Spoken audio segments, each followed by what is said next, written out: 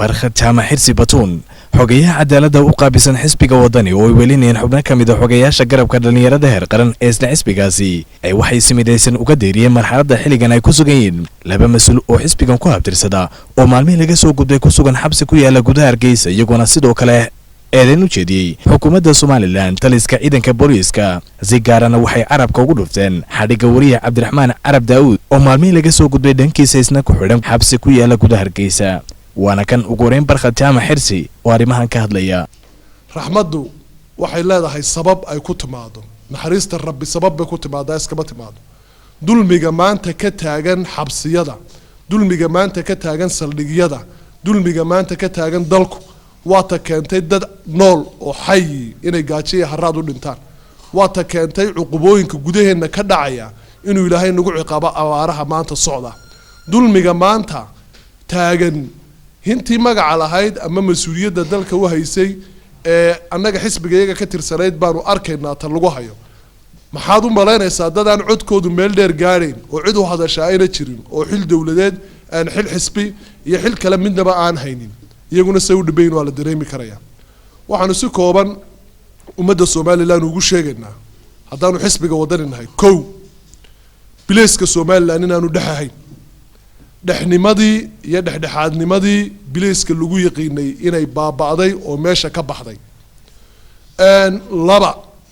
in cid gaar ah la taarget gareynayo bilaysku waxa uu mas'uul ka yahay amniga dalka guud ahaan mucaarid muxaafid iyo muwaadin kale oo aan xil bahaynba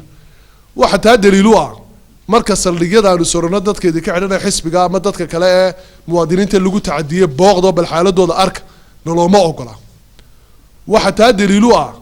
jananka ciidanka bilaysku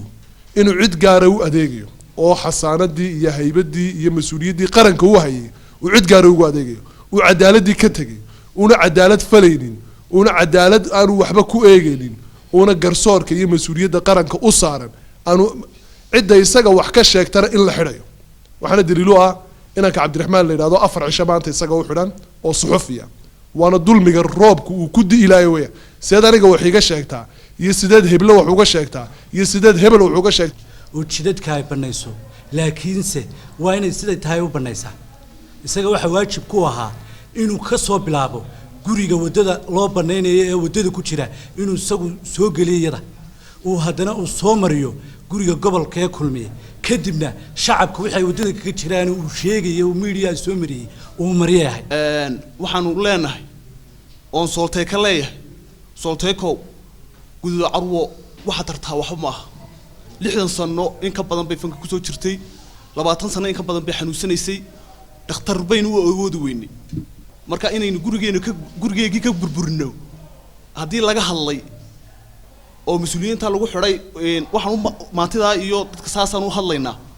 wax qadaro dhanka kalena waxa dhawaqan lidka ku taliska guud ee ciidanka booliiska jawaab ridicilina ka bixiyay mas'uuliyiinta iyo sidoo kale saraakiisha ciidanka booliiska sareeye guud Cabdiraxmaan Liibaan Foole taliye ku xigeenka ciidanka booliiska ayaa xilli qayb ka mid ah warfidiyaanka kula hadlay xarunta taliska waxa uu ka jawaabay eedaynta loo jeediyay halka waxaan doonayaa inuu jawaabo nin la yiraahdo